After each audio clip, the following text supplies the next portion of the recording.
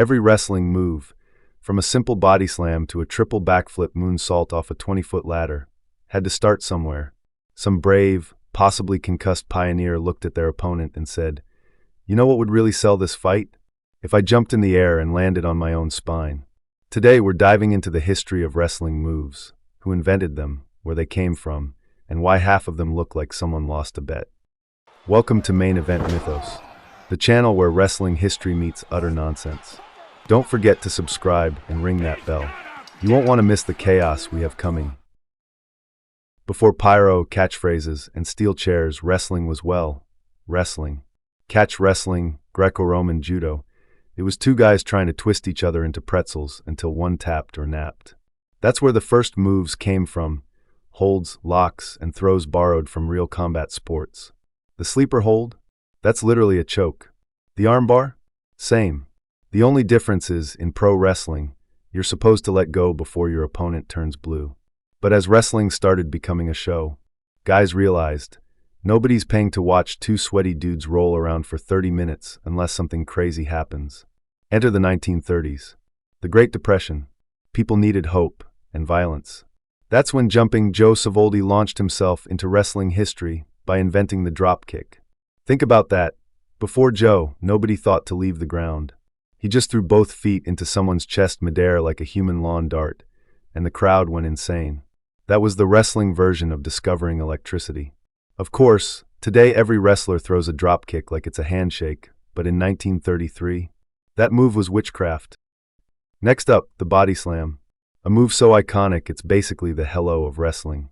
Credit often goes to guys like Nature Boy Buddy Rogers and Lou Thesz, who took real judo throws and added flair, or what scientists call show-off physics.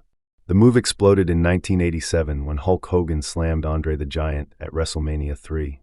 Never mind that Andre basically helped him. We all pretended Hogan had just bench-pressed a grizzly bear. And if you've ever tried to body slam someone in real life, congratulations, you now both have back problems. Somewhere along the way, somebody looked at the mat and said, "You know what's missing? Gravity." Climbing the ropes became a flex, a dare.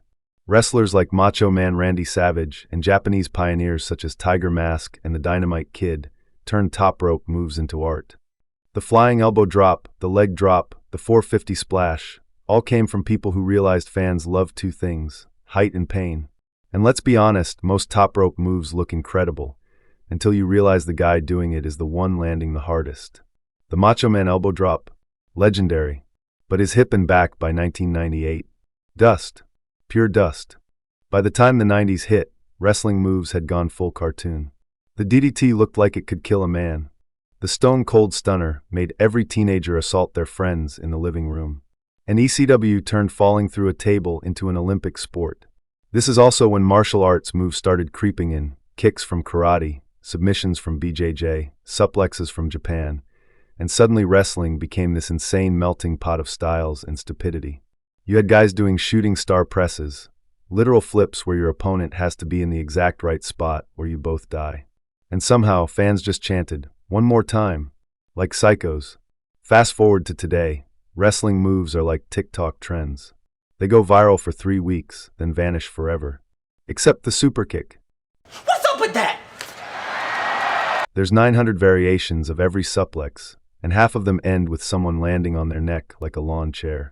And sure, you've got strong style, where people just hit each other for real. But even that traces back to those old-school wrestlers who mixed real martial arts with pure chaos. So, who threw the first dropkick? Who climbed the first turnbuckle? Who thought, you know what would look cool? Spiking a guy's skull into the mat? Heroes. Maniacs. Innovators. Pro wrestling moves started as sport, evolved into theater, and ended up as creative self-harm with sequins. But that's why we love it. Every DDT, every elbow, every crazy flip, it's all part of the same beautiful, stupid legacy.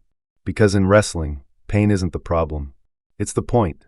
Thanks for watching Main Event Mythos. Hit like, subscribe, and drop a comment telling us, what's your favorite wrestling move of all time? The dropkick? The stunner? The one that ruined your cousin's coffee table in 2003? Either way, keep it locked here, where wrestling history meets utter nonsense. See you next time, and remember, if it looks painful, it probably was.